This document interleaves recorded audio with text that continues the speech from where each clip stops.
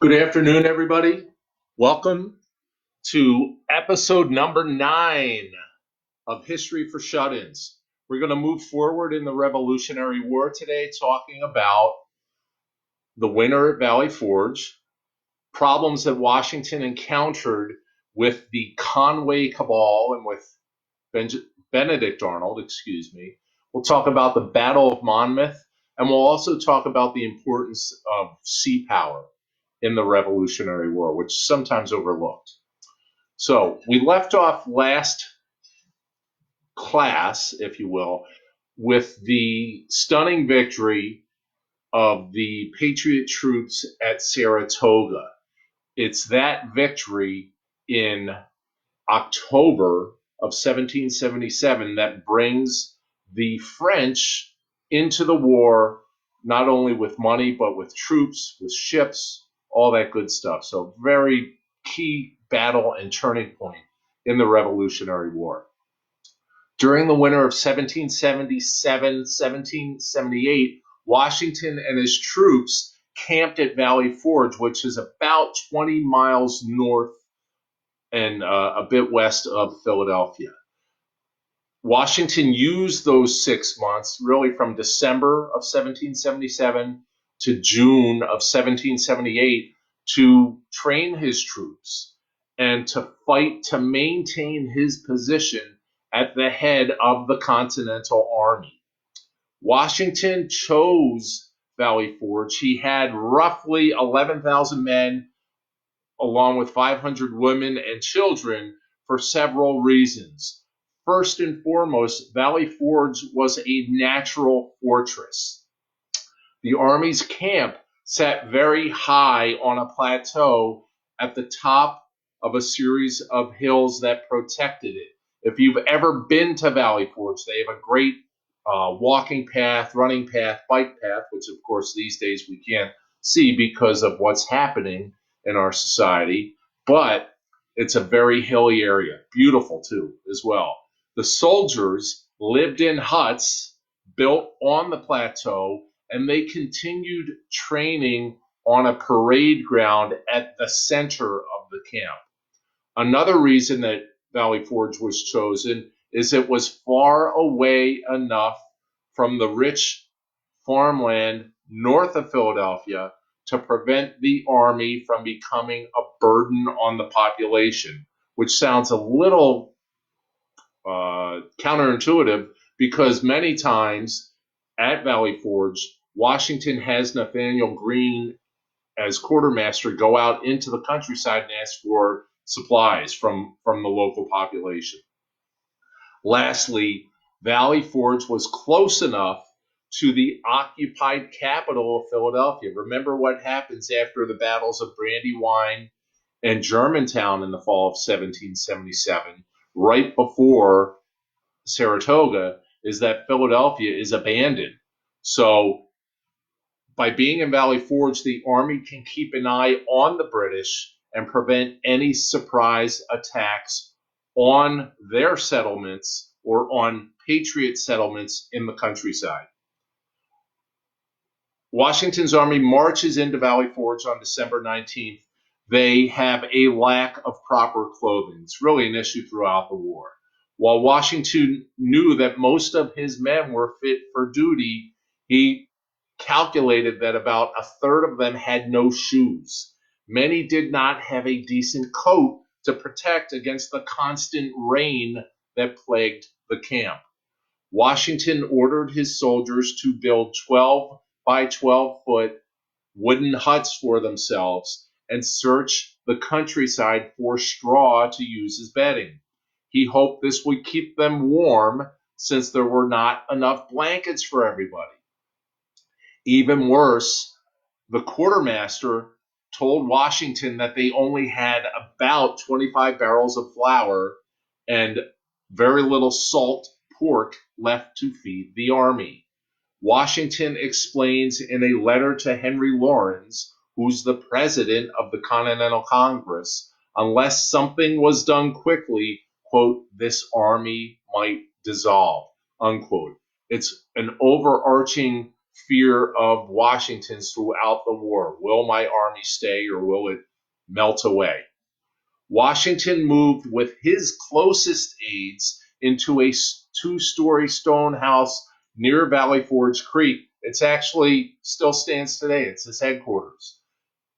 He spent much of his time writing to Congress, demanding more supplies for the army. He's also at the same time defending himself against charges of incompetence. He wasn't at Saratoga for the victory. He was at Brandywine, which was a loss. He was at Germantown, which was a loss. Now, granted, it's his strategy that helps to win at Saratoga, but he's not on the field. Horatio Gates, who is considered the hero of Saratoga, is starting to get a lot of momentum behind him to replace Washington. Washington also is pushing away charges of wanting to be a dictator. Ironic, because I should say after the war, Congress basically says to Washington, you can be a king. And he says, absolutely not. It's not why we fought the revolution. Washington complains of what he called a malignant faction led by Horatio Gates, Thomas Mifflin as well, who's the nation's former quartermaster general, and Thomas Conway, a French soldier of Irish descent who had recently been named to the Board of War by Congress. So the Board of War is who Washington is working with to get all of these supplies for the army. So that's an issue. You also have the Board of War. They've been given authority to oversee the war effort on equal terms with Washington, which is strange to say the least. Imagine that today, where you would have a leading general who's on the same footing really as administrative folks. Now, of course, they're higher up in the food chain, but still, it's that civilian authority thing that comes into play here. Washington railed against what was called the Conway Cabal. And what we'll do is we'll spend a little bit of time talking about that. So the Conway Cabal was really a coup attempt, if you will, by some of Washington's underlings. It's an attempt by several generals and members of Congress to replace Washington as commander-in-chief of the Continental Army and discredit him in the eyes of Congress and the American people. It took place in the fall of 1777, again, after the losses of Brandywine and Germantown. The cabal took place after the British captured Philadelphia, which again is the colonial capital at the time. So what you have here is you've got, Congress basically hightailing it out to not quite the center of Pennsylvania, but about 50 to 60 miles west. First they go to Lancaster, then they go to York. Combined with the losses at Brandywine and Germantown, the criticism of Washington being a failure increases, especially from Brigadier General Thomas Conway.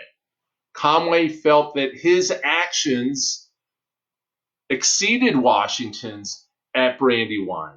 He wrote Congress requesting a promotion to Major General ahead of several superior offices. So he breaks the chain of command. That's a no-no. Washington believes that Conway's request to Congress would damage the already low morale of the army. Even though they have, they're riding the wave of Saratoga, they've got those two losses in the Philadelphia area that we've talked about. Conway then writes to General Horatio Gates, encouraging him to recommend himself as a replacement for Washington. One of the quotes in the letter that Conway writes that will come back to bite him in the rear end is, quote, "Heaven has been determined to save your country, or a weak general and bad counselors would have ruined it," unquote. Gates, again, was seen as the hero of Saratoga. Of course, Benedict Arnold has an issue with that, and we'll talk about that in a little bit. even though the strategy of Saratoga was really due to Washington's planning. Gates did not send news of his success at Saratoga to Washington. Again, maybe a bit of a faux pas there in the chain of command. He did not respond to requests by Washington for reinforcements.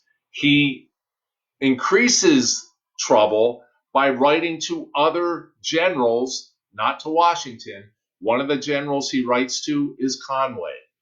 One of Gates' aides, James Wilkinson, drunk one night, tells another aide who informs his boss, General Lord Sterling, who then tells Washington. So it's almost like a game of telephone here. Washington made sure that Conway knew that he, Washington, was aware of the letter, although Conway denied writing the phrase weak general.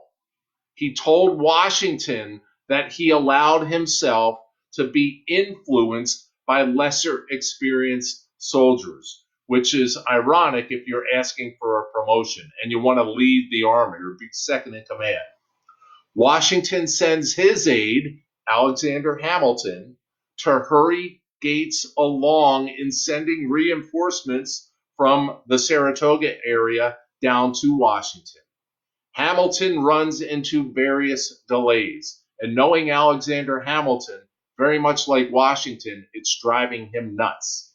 Washington's troops were stretched out so thinly while waiting for Gates to send the reinforcements. It cost Washington, or the delays cost Washington, Forts Mercer and Mifflin, and it also gives the British time to reinforce Philadelphia, which they've occupied. All of these losses are blamed on Washington, when of course there are other factors at play here. A lack of soldiers, Patriot soldiers, means that Washington is forced to bluff his counterpart, General Howe, into believing that Washington had more troops than he actually did. Congress and the other generals thought Washington should be attacking and blamed his failure on this lack of action. In November of 1777, Conway turns in his resignation, but there is a group inside Congress that supported the Conway Cabal.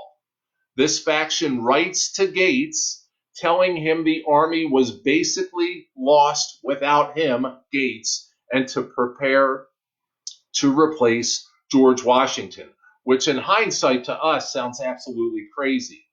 Instead of accepting his promotion, Congress promotes him to Inspector General, which is a position equal to Major General. Congress also creates a committee to keep an eye on Washington. If you're in Washington's shoes, you're thinking, what the hell's going on here? They questioned whether he had the experience to win the war. The committee did. To make things even more difficult for Washington, the Board of War made Gates their president. When Conway discovered Wilkinson was the source of the information leak, he wrote Washington and accused him of having Washington ask Wilkinson to steal his letters. Unfortunately for the leaders of the cabal, when Conway said, you asked Wilkinson to steal my letters, plural, it tips off Washington that there is more than one damaging letter out there. Congress begins receiving messages that insinuated that as soon as Gates, General Charles Lee, or Conway was given command of the army, and they are ironically all foreign-born men, the South would supply the army with numerous soldiers and reinforcements.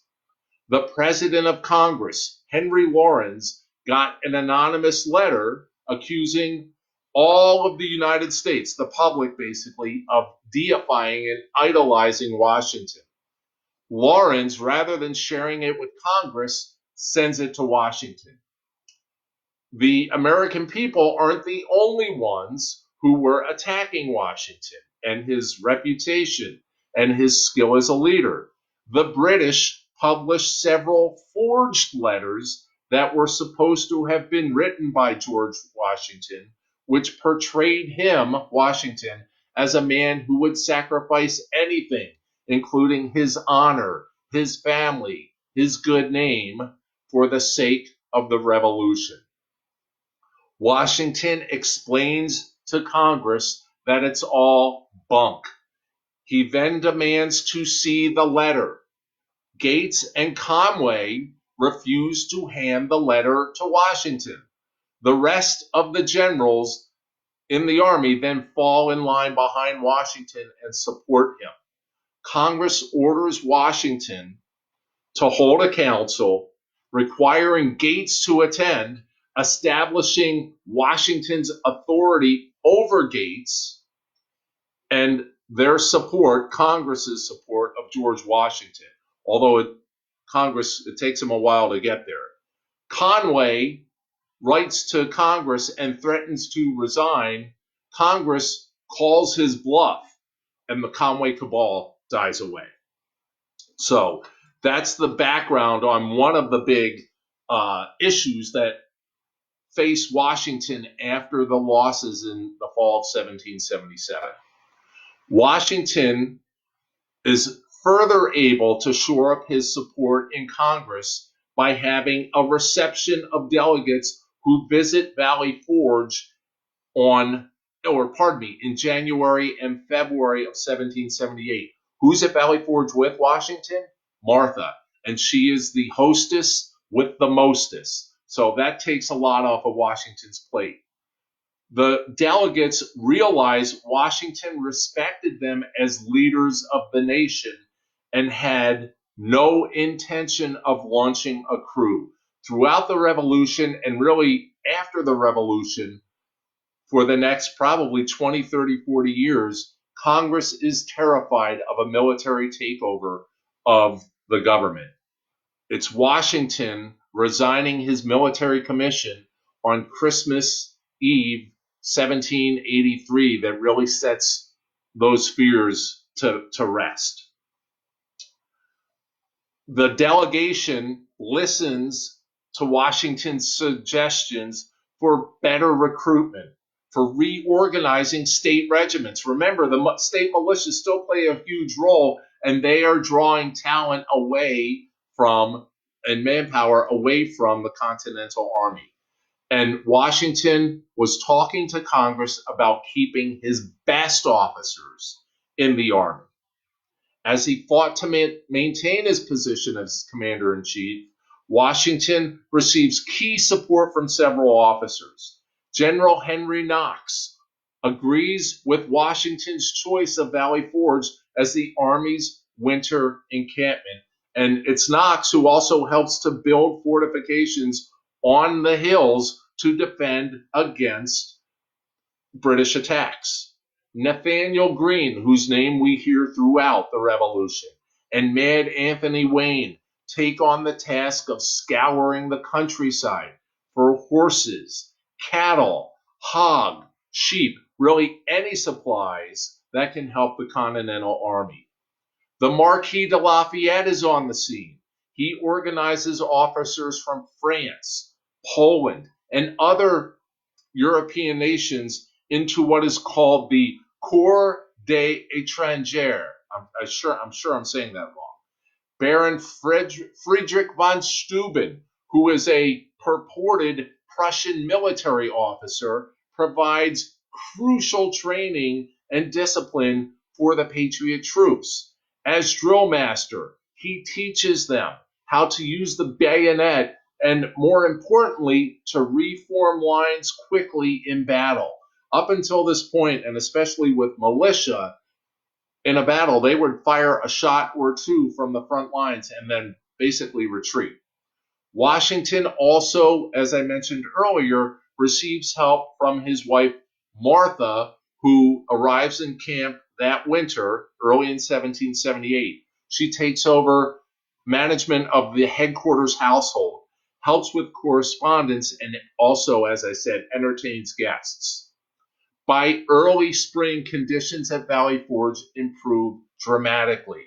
Washington appoints Nathaniel Greene as the new quartermaster general, and it's Greene who sets efficiencies up for bringing supplies into camp. The mood of the camp brightens when the news of the French-American alliance arrives in May of 1778. So momentum is on the upswing here. Finally, on June 19th, the Continental Army, which is much better trained, has better discipline, marches out of Valley Forge. Washington remains the commander, which is important. Together, they head for New Jersey, where they would make a stand against the British on its way from Philadelphia to New York City at Monmouth Courthouse, which we will talk about next. On June 28, 1778, Washington and Charles Lee attacked rearguard elements of the British commanded by General Henry Clinton.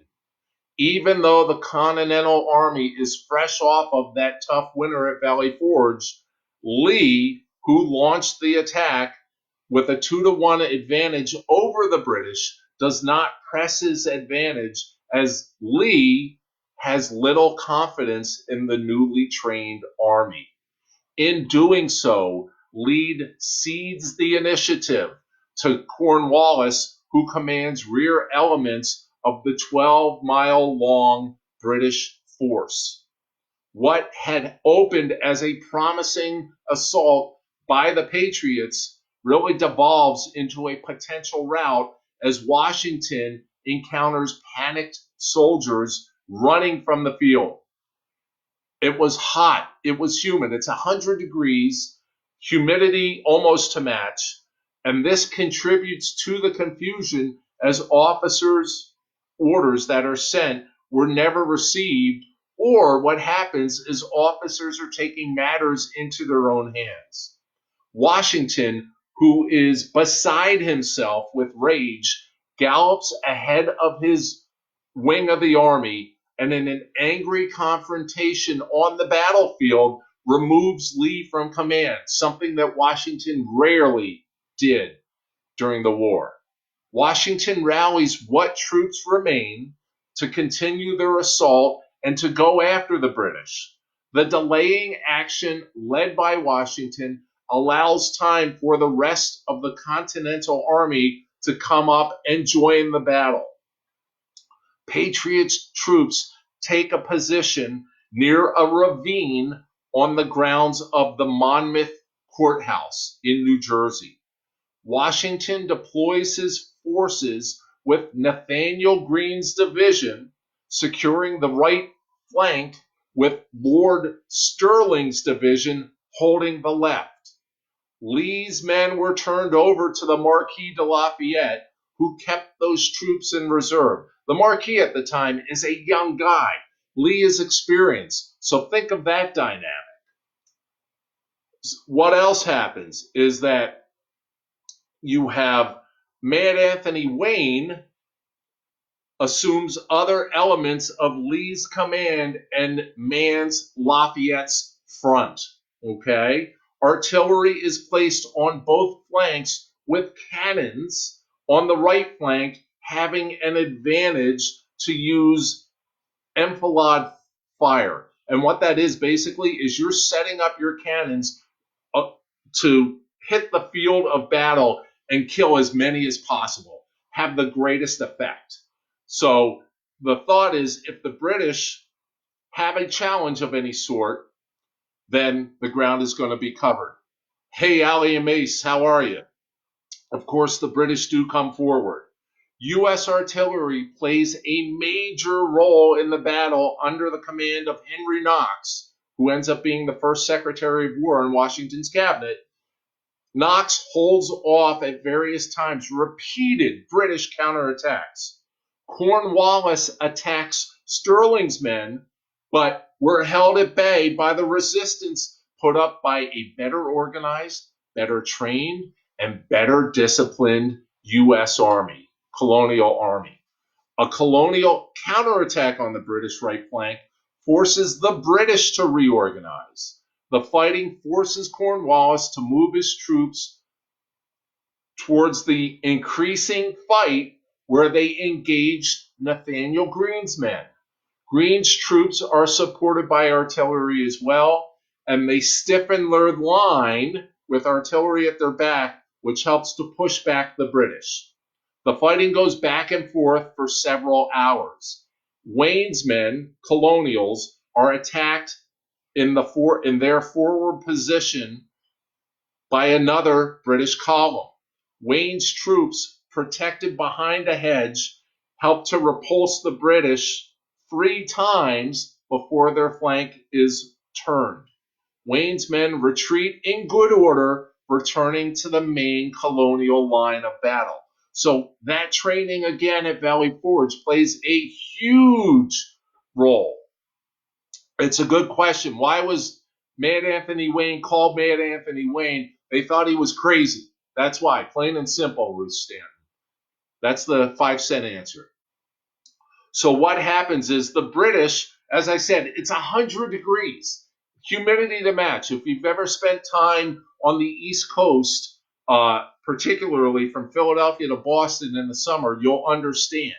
So with the British struggling in the heat, each man is carrying roughly 80 pounds of supplies, uniform, food, on and on.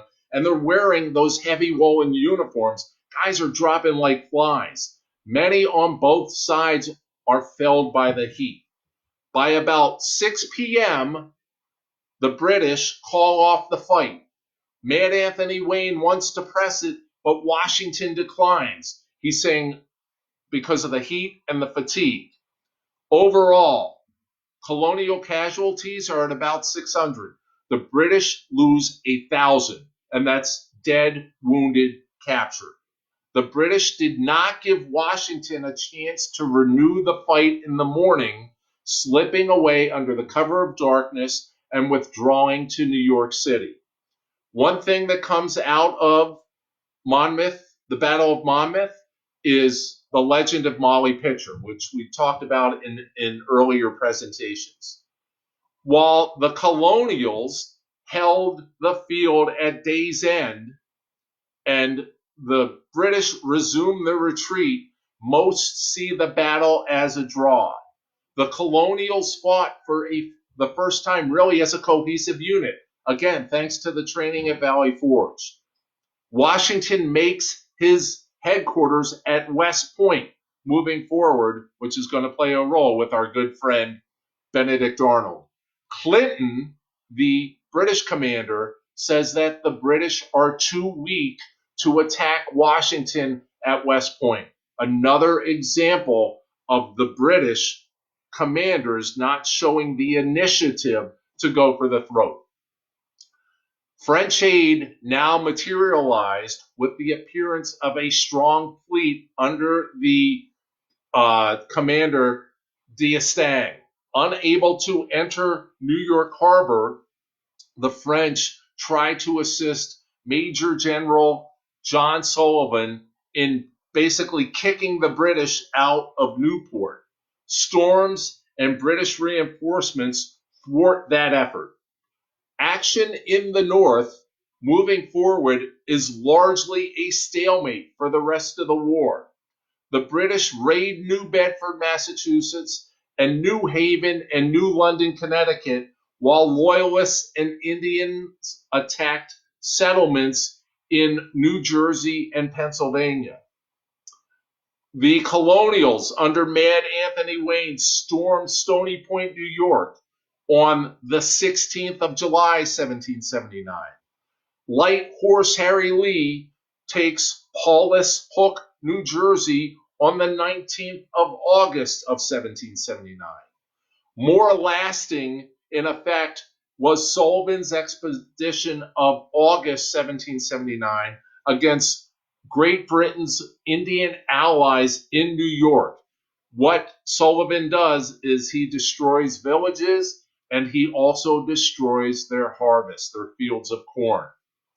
Farther west, Colonel George Rogers Clark campaigns against the British on the northwest frontier. And the northwest frontier at this time is not Seattle, Washington. It's really, you're talking out into, the Detroit area, if you will, with a company and the Illinois territory.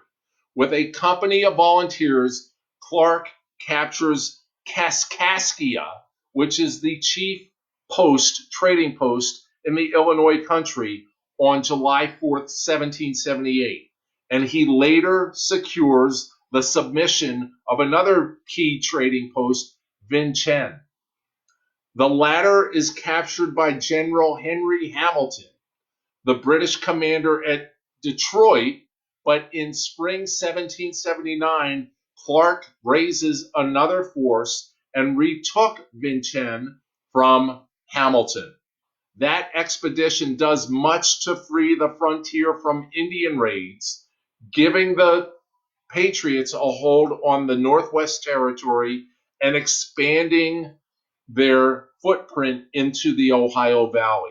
Remember, the Ohio Valley is where the 7 Years' War was fought from 1756 to 1753 between France, Great Britain, and the Spanish. All right, we're going to talk about our good buddy Benedict Arnold here. So remember, he is actually a major reason why we win at Saratoga against Burgoyne. But Horatio Gates is called the hero of Saratoga because he was the commanding general. But truly, it is the initiative and daring of Benedict Arnold that seals the deal at Saratoga. Arnold is displeased, to say the least, as Congress forges a medal after the battle to Gates, but not to Benedict Arnold. Arnold is crippled by wounds he gets at the siege of Quebec and at Saratoga. He's placed in the military command of Philadelphia in June of 1778 after the British have skedaddled, Monmouth Courthouse and then to New Jersey. While in Philly, he socializes with loyalists. To raise money, he violates several state and military regulations, which raise suspicion and the wrath of Pennsylvania's Supreme Executive Council, led by Joseph Reed, who was no Benedict Arnold fan. Pardon me. The charges are referred to Congress. Arnold wants an immediate court-martial hearing, but Reed and Congress keep delaying. So Arnold is on a slow burn here. In April of 1779, Arnold marries Margaret Shippen, also known as Peggy Shippen, who is a young Philadelphia loyalist. Early in May, he makes secret overtures to British headquarters. In May of 1780, he tells the British of a proposed Patriot invasion of Canada.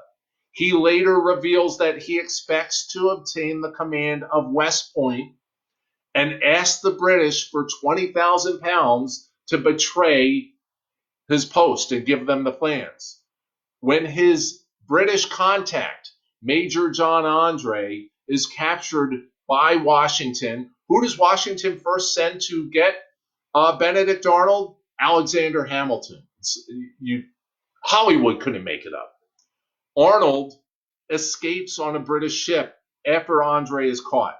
He leaves Andre to be hung as a spy.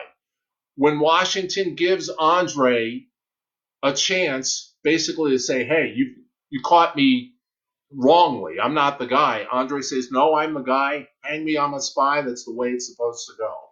The sacrifice of Andre made loyalists hate Benedict Arnold because they see him as a cowardly turncoat. His reputation is further tarnished among his former neighbors when he leads a raid on New London, Connecticut in September of 1781. Arnold starts out in Connecticut. That's where he's from. At the end of 1781, Arnold goes to Great Britain. Unable to obtain a regular commission in the army, in the British Army, he later pursues various business interests, including land speculation in Canada. Arnold returns to Great Britain in 1791, but he spends several years privateering, basically robbing ships in the West Indies before permanently settling in Great Britain. Although, and that's really the end of Benedict Arnold. So we're now going to move on for the last bit of class here. We're going to talk about the importance that sea power plays in the war. Remember earlier in our first session on the Revolutionary War, we talked about how there weren't a lot of land troops, either British or colonial, in the fight because from the British perspective, especially, one, they had the best Navy in the world, and two, they thought with that Navy, it gives them flexibility to move small numbers of troops to battles. So the importance of sea power is recognized very early in the war. In October of 1775, Congress authorizes the creation of the Continental Navy and establishes the Marine Corps in November of 1775. The Navy, taking direction from the Naval and Marine Committees of Congress, was somewhat effective. In 1776, it had 27 ships.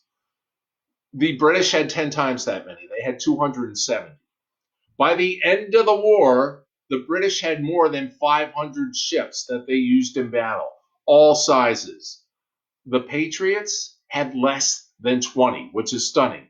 That's where the importance of the French fleet comes in, and the Spanish and the Dutch, of course. Many of the best seamen in the U.S. Navy go off to privateer. The colonial Navy commanders and crews suffered from a severe lack of training and discipline. The first major blow by the Navy was struck by Commodore Essex Hopkins, who captured New Providence, which is Nassau, in the Bahamas in 1776. The Bahamas and the Caribbean are huge trading posts for the British, the Dutch, the French, on and on and on. Other captains, such as Lambert Wickes, Gustavus Cunningham, John Barry, and John Paul Jones, some names that are familiar there, enjoy various successes. As captain of a ship called the Ranger, Jones terrorized the British coasts in 1778. He captured a man of war called the Drake. Leading the Bonhomme Richard in 1779, he intercepts a timber convoy and captures a British frigate called the Serapis. Worse for the British were raids by colonial privateers on British shipping. Compare it, if you will, to a degree, to the Germans in World War II, prior to World War II, World War I, World War II in the North Atlantic with their submarine fleet.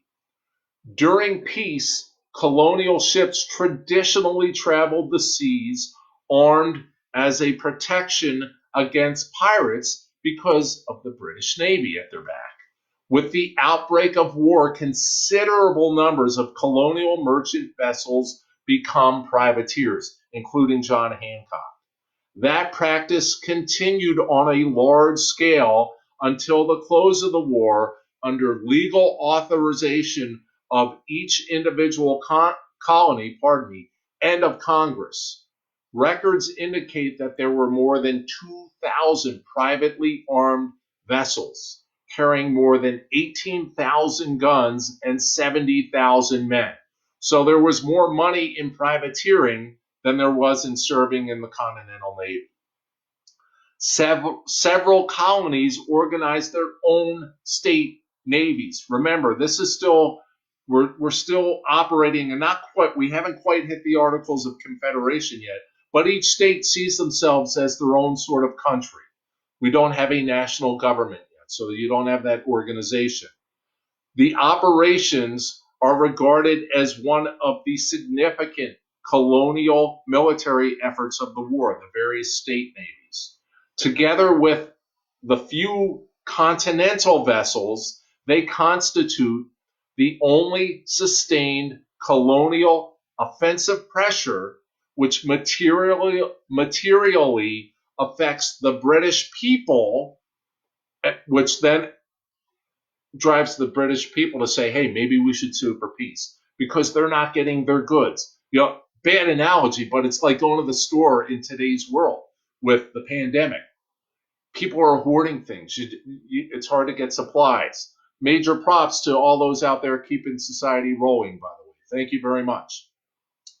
By the end of 1777, colonial ships had taken roughly 560 British vessels, and we're talking privateering. By the end of the war, colonial privateers seized more than 1,500 British ships. More than 12,000 British sailors had been captured. Havoc done to British commerce increased insurance rates to astronomical figures that were unprecedented. Sources of revenue declined in Great Britain, and coastal populations in Great Britain became alarmed at the prospect of colonial incursions. By 1781, British merchants are pushing for an end to the war. They'll get their wish soon. Most naval action occurs at sea. Notable exceptions were Benedict Arnold's battles against Carleton's fleet on Lake Champlain at Valcour Island on October 11th, and off Split Rock on October 13th, 1776. Arnold loses both battles, but his construction of a fleet, in quotes, of tiny vessels, mostly gondolas, forces the British to build a larger fleet. What does that do? Importantly, it delays a British attack on Fort Ticonderoga, which had been attacked earlier by Knox, and he brought those guns to bear on Dorchester Heights. The British don't attack until the following spring, 1777. That delay contributes significantly to Burgoyne's issues that he experiences coming down from Albany and his loss at Saratoga. The entry of France into the war, followed by Spain and the Netherlands, brings important changes to the naval war. The Spanish and Dutch were not nearly as active with their navies as the French, but their role in keeping British royal forces, naval forces, tied down in Europe is significant. They can't bring them into the colonies. The British Navy could not effectively blockade the U.S. coast, as well as their enemies' ports. So they had to make a choice. Also, due to years of neglect, many of Great Britain's ships of the line were not modern. An immediate result is that France's Toulon fleet under d'Estaing got safely to the United States, to the colonies, where it appeared off of New York, and later assisted Sullivan, as we talked about earlier, in the unsuccessful siege of Newport. A battle off of Ushant, France, in July of 1778 between the Channel Fleet under Admiral Augustus Keppel and the Brest Fleet under the d'Auvilliers proves inconclusive. Had Keppel won decisively, French aid to the colonies would have been diminished greatly, and Rochambeau might never have been able to lead his expedition to the United States. Rochambeau is the Washington of the French army. In 1778 and 79, the British are in trouble. Not only did they have to face privateers by the colonies and France and Spain off of its coasts, as well as the raids of John Paul Jones, but as we talked about earlier, it feared invasion.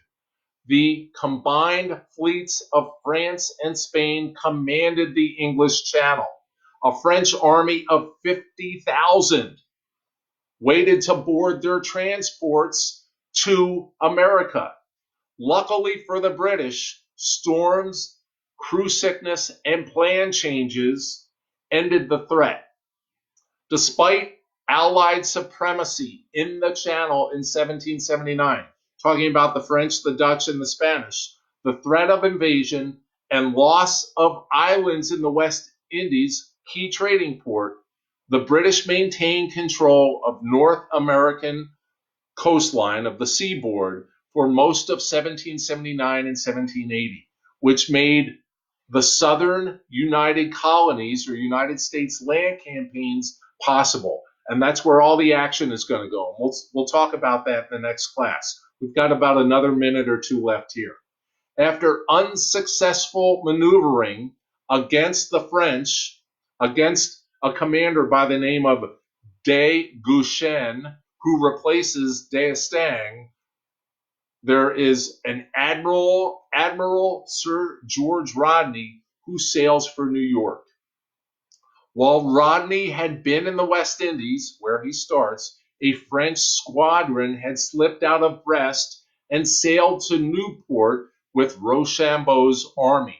Rodney, instead of trying to block the approach to Newport, says, I'm just going to head back to the West Indies, where upon receiving instructions that he is to attack Dutch plantations, he seizes St. Eustatius, which is the Dutch island that serves as the principal depot for war materials shipped from Europe and then reshipped to the United States in colonial vessels.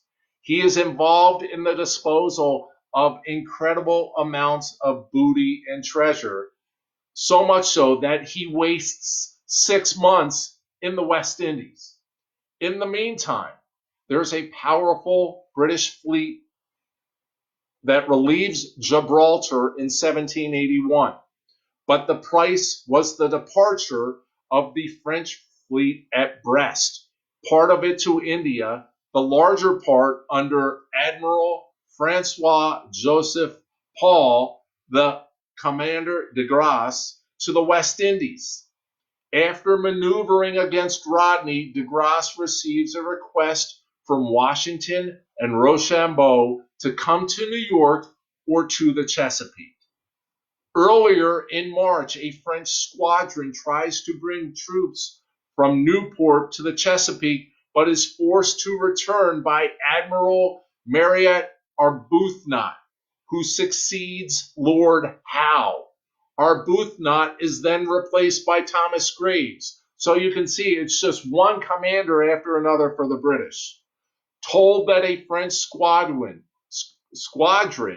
would leave shortly from the West Indies, Rodney sends Samuel Hood north with a powerful force while he sails for Great Britain, taking ships that probably would have been better off with Hood coming to the colonies. Soon after Hood arrives in New York, de Grasse appears in the Chesapeake, where he lands troops to help Lafayette contain Cornwallis until Washington and Rochambeau arrived. Fearful that de Barras, a French commander who was carrying Rochambeau's artillery train from Newport, might join de Grasse and looking to intercept him, but Graves sailed with Hood to the Chesapeake. Graves had 19 ships of the line against de Grasse's 24. The battle that began on September 5th off the Virginia Capes was not well managed. Graves did poorly and retires to New York, sealing the fate of Cornwallis at Yorktown. Graves comes out again on the 17th of October with troops and 25 ships of the line, while de Grasse, who is reinforced by Barras, now has 36 ships of the line. No battle takes place. Cornwallis surrenders. So, this is where we're going to end today.